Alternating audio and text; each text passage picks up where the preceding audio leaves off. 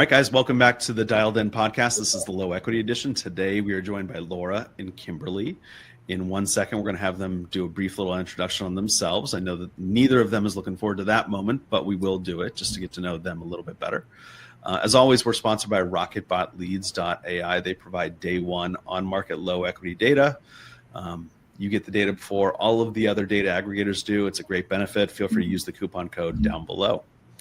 Laura, as the expert, I wouldn't say, you didn't want me to say expert, as the returning participant. Week 2, I mean, you know, I'm getting there. Practically, right? So as the returning participant in this group, tell us a little bit about yourself, where you're from, and what you're looking to accomplish.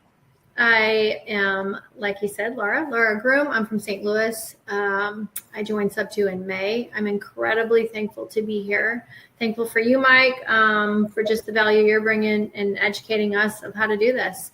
I am excited to learn how to do deals, how to speak with agents. And yeah, that's pretty much, did I say I'm in St. Louis? I did. Well, thanks so much for the kind words. I appreciate that very much. It's Kimberley, as the only non-U.S. citizen here, I think, right? Yep. Okay, tell us a little about yourself. So my name is Kimberley Talarico, and as they mentioned, I'm actually Canadian. So I'm located in Vancouver, Canada, and just excited to be a part of this. Real estate market in Canada is quite competitive and very high entry points. So I've started investing in the US and looking to really get into the Sub2 side, really to be able to grow my portfolio and really understanding this process. So I'm excited to kind of get in and learn more about these calls and, start doing some deals this way. Awesome. Thank you. So you guys know the routine. We've kind of gone over how we do all of this. What's really cool about this is we can always provide feedback in this safe place for each other, right? So we can improve our phone calls. So we're all going to make mistakes. We're going to say stupid things. Sometimes I do it all the time. But let's provide each other with some really good feedback. So why don't you two get calling? And while you guys do that and wait for a phone call, I will talk about something really quickly. Give me 1 sec. So what I'm putting on the bottom line here, the ticker, is the software that we built called quickcontracts.com. And basically what it does is for free, you guys can create your own wholesale contracts, both acquisition and assignment. So whenever you get the chance, go to quickcontracts.com. And then what you guys can do is just sign up. You guys can use this software, the service forever for free. No catches whatsoever. I'd love for your feedback on it as well. If there's anything that we should add to it, we're working on state-specific contracts. We're working on doing it in mass. And we're working on a couple other really cool things. So let me know if we're missing anything there.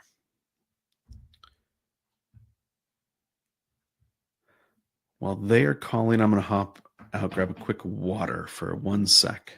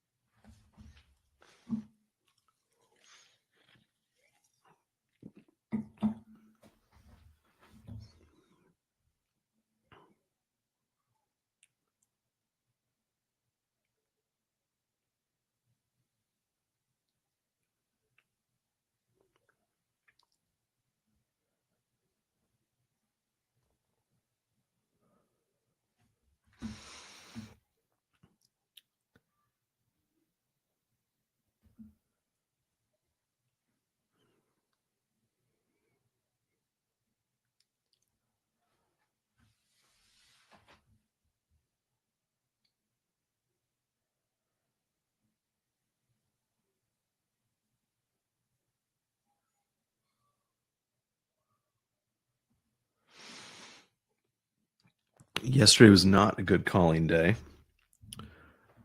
for a lot of reasons. Hopefully today is better. If it's not, then what we will do is do either role play or a Q&A.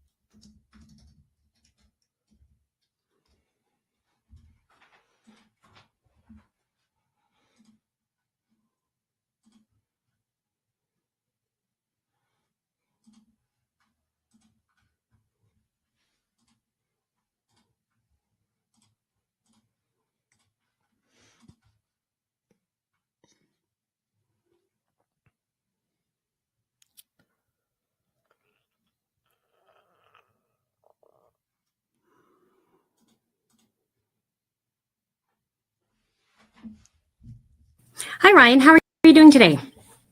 Good. Good. My name is Kim. I'm actually just calling you about a property that you have listed at 5023 Fratania Street. Yeah. Hi there. I'm an investor and I'm looking for a rental in that area. So I just wanted to ask you a few questions about the property. Is now a good time? Yeah, I mean, I only have a second, and it's not available for rent anyway. Oh, okay. It's not. Is it because it's in an HOA or?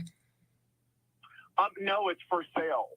No, sorry. I know it's for sale. I'm actually an investor and I'm looking at purchasing the property to turn it into a rental property. Oh, I understand. I thought you were looking for a rental. I apologize. Oh, that's okay. No problem. Would it be better if I called you back at another time then? No, I have probably a couple minutes. Okay, wonderful. So I guess my first question would be, is it in an HOA? It is in an HOA, yes. Okay, and do we happen to know what the, if there's any rental restrictions within the HOA? There are, I don't remember the exact, hold on one second. I think it allows 3 a year, 30-day minimum, I believe. Hold on. I'll have to look that up because I'm driving. Oh, that's okay. No, that's okay. We can circle back and come back to that afterwards. Okay. And also, we don't do any assumption of mortgages also, just to make sure. Absolutely. So I understand that sometimes that can be something that buyers aren't really interested in. Is there a particular reason as to why, just out of curiosity, as to why? Consider it. Yeah, I won't at all consider it. Okay. So that's fine. So that's good to know. That's something that we kind of look at as all the different ways that we can. Yeah, we do cash or financing only. Cash or financing only. Okay, that's fair. So, I mean, this is something that we can absolutely look at as far as the numbers and see if that would make sense for us. Sure. I can circle back with you. We kind of look at, we always, I know since you don't like doing sub twos and that, but we always try to get as creative as we can to kind of make win-win situations for not only the buyer and us, but also to include you in that as far as making sure you get all of that covered. Sure. And definitely, obviously with sub two, something that, especially during that first 30 days or so, it's not something you'd want to consider at all anyways. It's best if they can, or for them to be able to consider all of their options. Honestly, right now, it's not something I would ever consider. We just did a sub two and it blew up into an unbelievable lawsuit. Oh my gosh, I'm so sorry to hear that. That's unfortunate. Yeah, it's the bank is suing us. It's a really big deal. Oh my gosh. Okay. So I'll never do a sub two again at this point. Okay. No, that's fair enough. I understand your concerns with that. Okay. Yeah. So what I'll do is we can circle back and I'll follow up with you want some time to kind of look through this and think Sure. think it over. But I definitely appreciate your time in having the conversation with me, and we'll be in touch. Okay, that sounds good. Thanks for the call. Okay, thank you. Bye-bye. Take care. Bye-bye. I'm going to see if we can get Laura up here. Hold on one sec. Great job, by the way.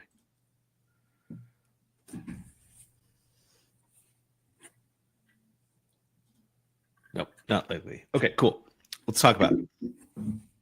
How did you feel about that phone call? I mean, so obviously the major objection of they're being sued and everything. My initial instinct was to say something more along the lines of like, that can happen in situations, but I don't know enough about obviously the lawsuit and stuff, but there must have been some errors in how it was executed to have opened themselves up to that. But it's a pretty major objection to come up against. So I didn't feel like it was worth, it sounds like he's in the throes of it, and that would be a major objection to overcome and maybe not worth the time. 100%. I 100% agree with you. In fact, if I heard that, I would have just backtracked like you did too. Let me send you over some information. I'll take a look at it, see if it makes sense for us to make an offer, all that sort of BS, right? Can you do me a quick favor? Mm-hmm. And can you just text me his name? Yes. And what I want to do is actually call him separately and learn a little bit more about the process, like what's going on. Sure. So I thought that you handled it great. I always like to use these calls as data. So every single call I make is data, right? So if, for example, I say something the agent doesn't understand, then I just simply haven't been clear enough in my explanation, right? I think the top of the call, when he got confused that you're looking to rent a house as opposed to buy a house, I don't think that was your fault, by the way. Okay. Because what you're saying is, I am an investor and I'm looking for a rental. What I would clarify a little bit there, which might help, is you can say I'm an investor looking to buy a rental, just for the sake of kind of clearing that up. Makes sense. Or what you can do too, and I think you can get away with it because you're so nice and you come off very nice on a phone call, whereas I don't think that I do. But I don't like to use the word investor. I just don't like it. I think for me personally, I think that anytime I say that I'm an investor, it turns into some sort of a fight with an agent, right? Or there's some sort of negative connotation about working with investors, like we're going to lowball you or whatever that is. So what I would say is something like, hey, Kim, I was calling about your list on 123 Main Street. I'm looking to buy a rental, and then kind of go into your spiel a little bit. It's basically the same thing you said. Just deleting a word to kind of work out any negative connotations that can be associated with it. Deleting that word, exactly right. And then also add buy a rental, in case you didn't say that. I forget what you said. Right. I think I said I'm looking for a rental. I think that's what I said.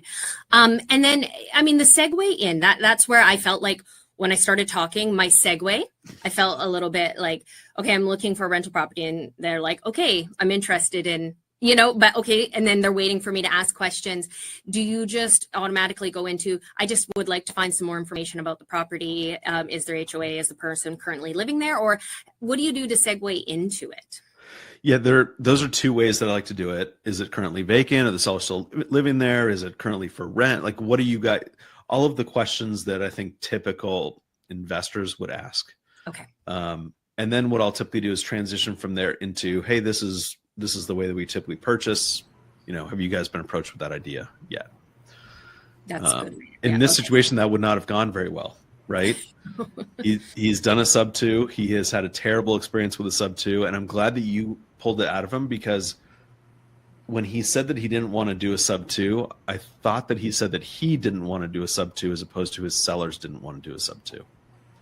Right. And so I would have pushed there and I would have said, well, it sounds like you've done something like that before, or maybe you've been told not to do something like that. I'm kind of curious. Have you approached the seller with that option at this point? I don't know. Just something like that. Yep.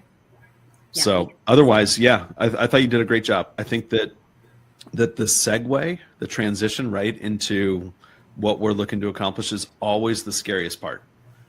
Always, right? Because you don't know exactly what the agent's going to say. You don't know what their response is going to be. And unless you've said it 1,000 times, it's probably not fine-tuned to the point where you feel 100% confident in saying it, right? Kimberly, let me ask you a question. And Laura, I want you to think about this question too. What is your goal? What do you want to do? Let's say that you acquire a sub-2 deal. What would you do with that deal? Me personally, I think it would depend on the deal itself and its location. I would either keep it for myself, or then I would look to find a buyer for it. If you were to keep it for yourself, what would you do with it? Long-term rental? Long-term rental. Okay, cool. Yeah. What I want you to think about is how you can tell your story about what you're looking to accomplish in a way that aligns yourself with the agent. And I'll give you an example. 2 of the last 3 or 4 meetings we've had like this have been with a woman who does Golden Girls communities. Mm-hmm. So she buys a house, she turns it into a co-living space for independent older women who aren't quite ready yet for the assisted living facility. So awesome. That is really cool. It's amazing. Yeah. And that's a really easy story to tell somebody, right? And when you tell that story, especially I think a female agent, there's alignment there immediately. I think it just feels like, okay, we can talk about this because, I can relate in some way. And so think about how you can use your long-term rental strategy as a way to ingratiate yourself with the agent. For example, I have a friend here in Austin who does the burst strategy. And what he does is he buys fixer-uppers, fixes them up, refinances, and he rents them to either Section 8 tenants, or he rents them to women who have been in abusive relationships and just need a place to stay. And so that's an easy story to tell, right? What I do is I buy homes, I renovate them, and then I lease them to women who need a place to stay. Typically, they have children that they just want to protect, right? And as an agent, if I'm hearing that, I'm going to be a lot more likely to connect with that person, say, oh, I really want to help that person. It sounds like a great cause, right? The other way that you could do it is, Kimberly, you said you have kids, right? Yes. Okay. How many kids do you have? 2. Okay, cool. And they're young, right? Yes. So you could say something like, look, I have 2 young kids.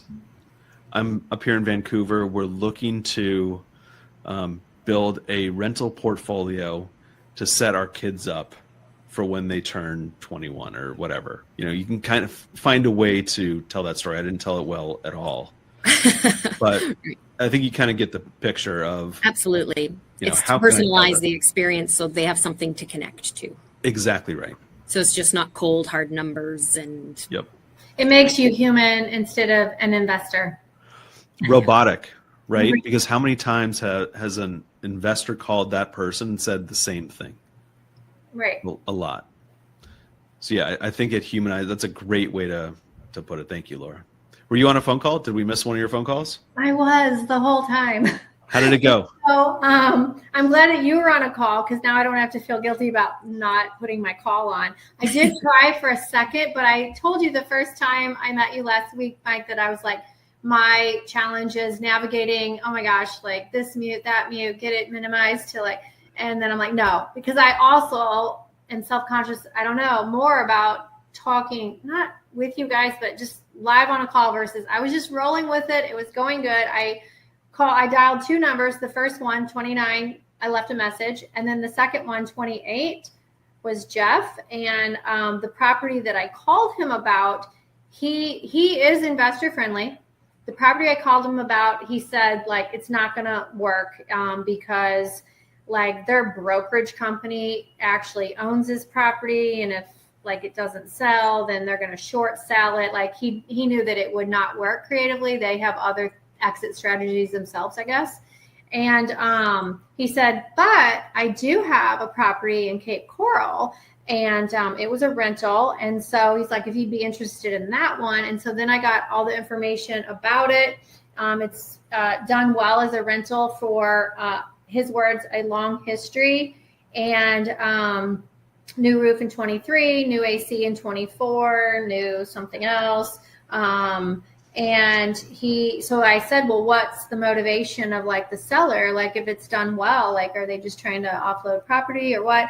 And he said, yeah, the couple's aging and they had bought several properties in bulk. And this is just one of them that they're, selling. So, and then he goes, and I think I have another one coming next week. So I just, I felt really excited about making a connection with him. Great job. One thing that investors do incredibly poorly is follow up. So you've made a great relationship with this agent. Make sure that you continue to follow up with that agent. Mm-hmm. Regardless of whether that opportunity makes sense for you or not, you're going to get something from this relationship over the course of time. And it doesn't just take one follow-up. Great job. You got to start that conversation somewhere. Really good job. I will for sure follow up. I actually, as I've mentioned before, like I've never been about the deal, like, oh, I want to see some money. But at this point, when all you've done have spent money and you haven't made any, I am, obviously looking forward to making a paycheck, which I apologize. Can we go there for a second? Can I just ask you questions about this? Of course. Okay. Well, and I apologize if it's in something that I've read and don't remember, but if we're working together, how does that work? Like say if like, this is a great property, find a buyer because it's already a rental, and then it turns into a deal. Like what's the proper steps of going about me getting this as a deal? Great question. So the way that I leave it here is these leads are yours. You own them. You can do whatever you want with them. If you need help from us, we're here. If you want to work with somebody else, go ahead. So nice. Everything is fair game. Feel free to work with us or not. There's no expectation whatsoever at all.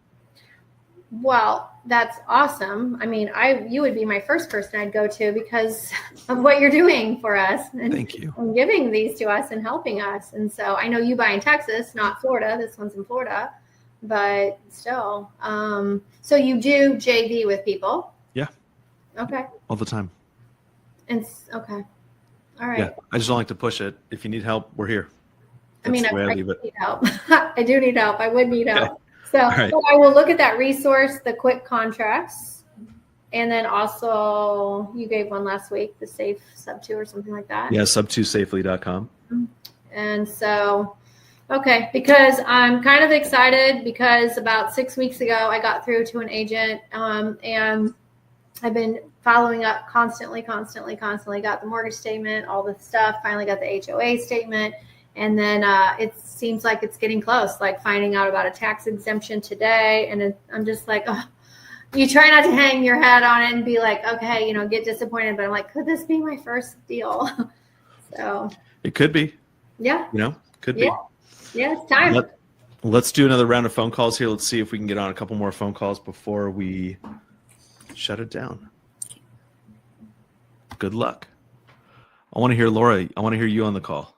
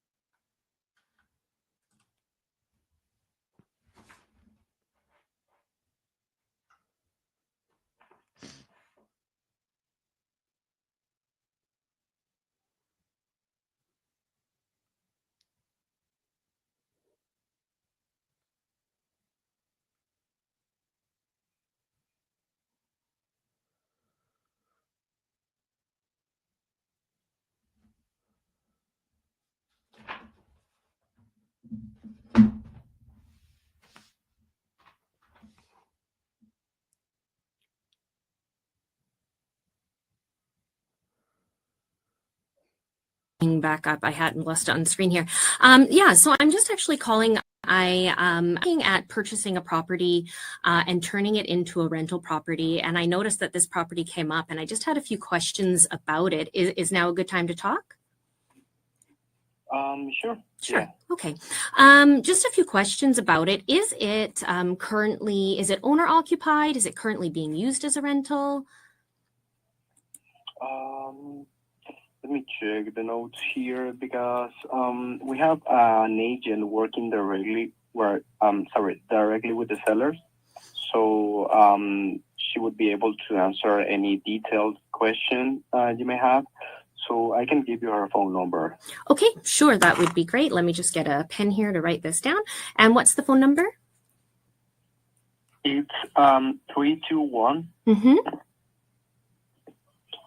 292 292 2005. 2005. And sorry, what's the name that I'm looking for? Her name is Wenky, Wenky. Why? Okay, and she's working directly with the sellers, is that correct? Correct. Yeah. Wonderful. Okay, that's great. I will go ahead and give Wenky a call. Thank you for your time. Sure. Okay. All right, bye-bye. Good job, Kimberly. Call Winky. Yep. Okay, I'll give it a call right now and see. Let's transfer the number over.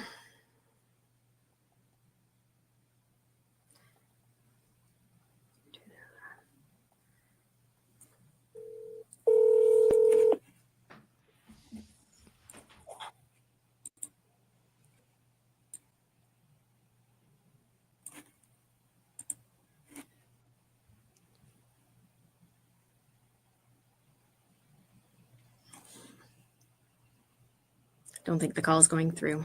That's okay. Let's see if we can get Laura. I think she's on a call.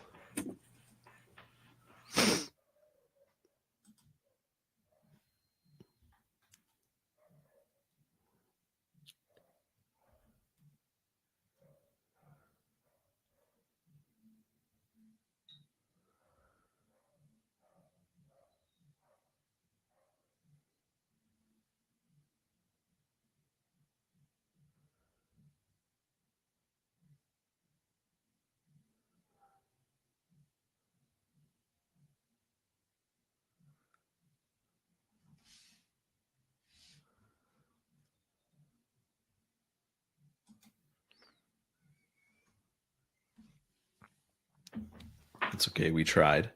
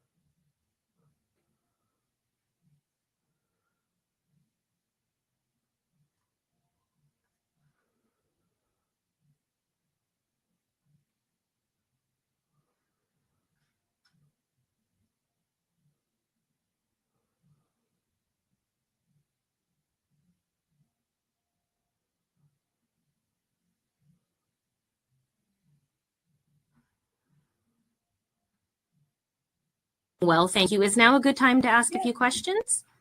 Sure, absolutely. Okay, wonderful. Basically what I'm looking to do is purchase a property to turn it into a rental property for myself and my family. Okay. And so I just had a few questions about, is it currently owner occupied or is it currently being used as a rental property? Owner occupied. Owner occupied, okay. Yeah. And is the property within an HOA or? Yes. No, it is within an HOA. Do we know if the HOA allows for rentals? The HOA does. It does. It allows for rentals. Yeah. Okay, all right, that's great. So what I'm really looking for is just trying to find a way, obviously, to make the numbers come together and work for everybody. What we like to do when possible is purchase a property with using subject to. Is that something that you've considered or your owner would consider? Maybe not at this point, it's maybe too soon, but something down the road, and if it's not selling? No, it just went on the market. We've had quite a bit of activity, and I'm anticipating that it's probably going to go very soon. So, and especially with pricing being right, I anticipate that we wouldn't have to take options. For sure. No, and I appreciate that. And I think that obviously would be the best bet for your client. And I wouldn't want them to enter into something like that too soon, for sure. But, if it's something down the road, if they end up having to, if it doesn't sell the way that you're anticipating it to, it's something that I'd like to circle back around to, maybe 30 to 60 days. And maybe if we can have more of a conversation of it at that point, if it doesn't sell the way that you're hoping to. Okay, that sounds great. Thank you so much. Okay, thanks, Amanda. Appreciate your time. Yeah. Okay, bye-bye. Kimberly, I love that call. Okay, good. I loved it. How did you feel after that phone call? How do you feel right now?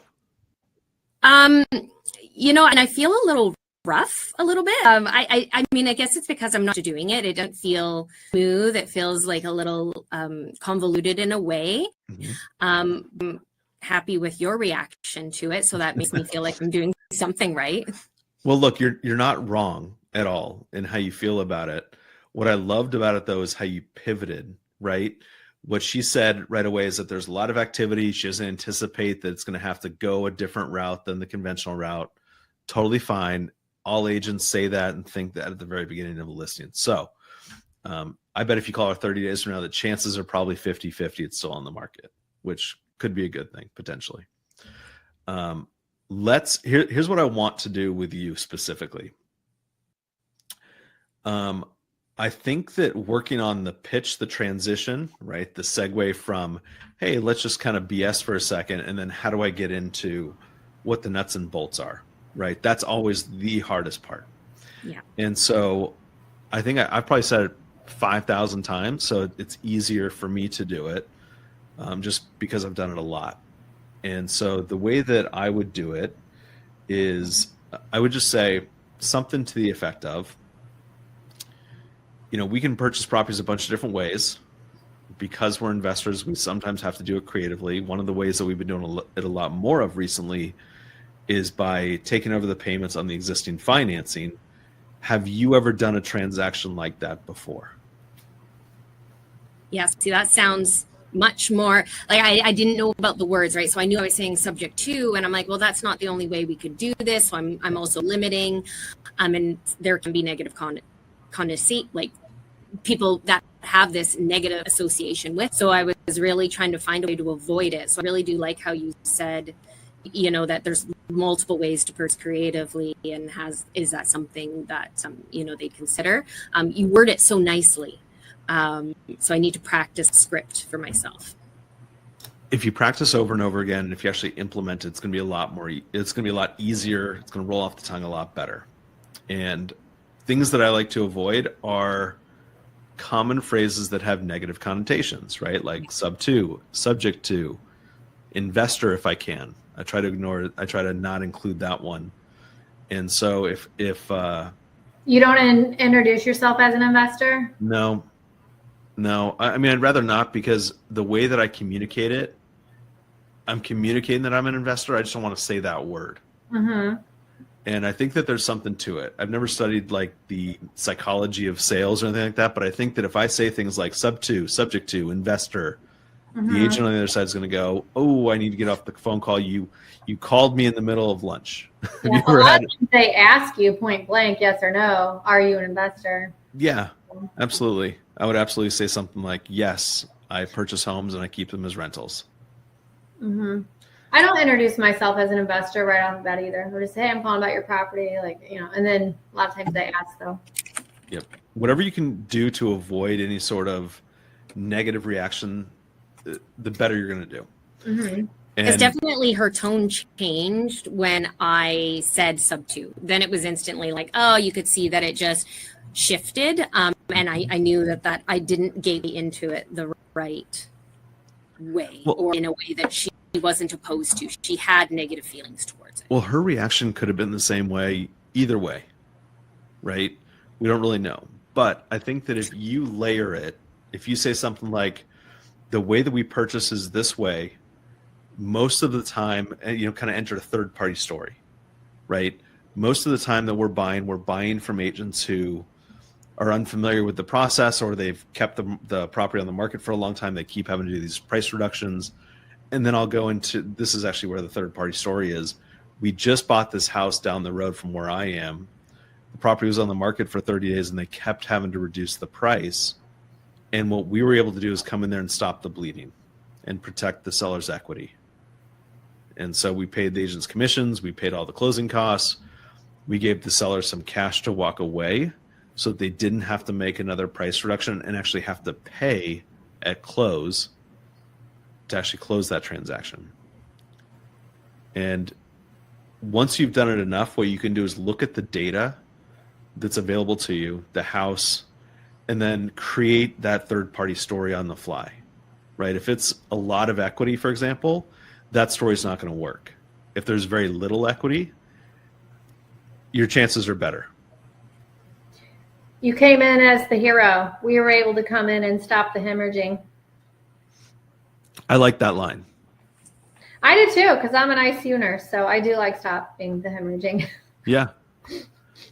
I mean, I think it gets the point across, right? Of Great. We want to make sure that the sellers who are experiencing a tough situation are going to experience a better sales process with us because we're doing our best to protect them and give them more cash at close. Mm-hmm.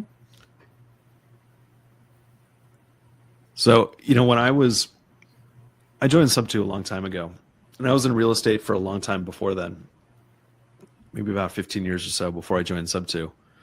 So I kind of knew real estate, but I had no clue about creative real estate. No clue whatsoever. It took me 2 years to figure out my pitch. I wasn't doing it every single day, but it took me a long time. That's the point, to really refine the pitch and feel confident in presenting the pitch. And so in hindsight, what I wish I would have done is listen to my calls every single day and then put together sort of a script. I hate to use the word script, but you kind of have to as you're changing things up and trying new things. And I think that if you were to do that for a week and make calls that whole week, your pitch at the end of that 7 days is going to be 1,000 times better than it was on day one. It's just the refinement of it, right? It's like, should I say this word? Should I not say that word? Should I say this? What type of third-party story can I implement into it? All of those sorts of things are really important. It's going to make the difference between building a really good relationship with that agent or not, and also potentially getting a deal with that agent or not. And so refining that's really, really important. What you don't want to do, and it's hard if you've never either done a deal or gotten one under contract with an agent, it's really, really hard to speak confidently about it, right? Yeah. It's like, hey, I do this. Okay, tell me. Wait, let me bring my partner on who's actually done it, right? So that's hard and intimidating. And what I did to get over that was I used to talk about a partner of mine. I would say my partner and I buy homes this way. For me, it was just like a blanket, like a safety blanket of, okay, so I haven't done them. I know I haven't done them, but I do know this person has done them. And so I can speak from his or her experiences and not my own. And that's perfectly okay. And if you ever need someone to come in there and be a second voice for you, then you can reach out to this partner, right? This mythical partner. Mm-hmm. I've actually done that with this perfect. because it was a VA and my person that I'm working with, he is a VA and he's in Sub 2, and he was able to get on and talk to them like intelligently about the entitlement and tax exemption and all the stuff. And there are going to be issues that if you haven't run into them, you're not going to know it. Mm-hmm. And that has to be okay. right? It's always like we're not born with the knowledge that we have today. We have to learn it along the way, and we learn different things at different times in our lives, depending on our different life experiences. And so if you don't know how to handle VA with sub 2, that's perfectly fine. You just haven't done it before. Perfectly fine. Reach out to someone who has. Yeah, I'm actually excited about where I'm at because I know I didn't know anything about this or that, you know, a month ago or 2 months ago. And I love that, you know, even though I haven't got my first deal yet, I love that my knowledge base is continuing to increase, and even my comfortability with talking to agents. Yep. Though you haven't heard it yet. We're going to hear it. In fact, I told Kimberly the next time you're on, what we're going to do is just keep you unmuted the whole time. Well, the thing is, like this platform, like when it's on Zoom, I can minimize it and leave it on my screen and then go to my list. But this one, I'm having trouble doing that. So how about you, Kimberly? Like, are you able to see us and the list at the same time? No, I'm like I'm multi-buttoning all at once, but I'm kind of used to it.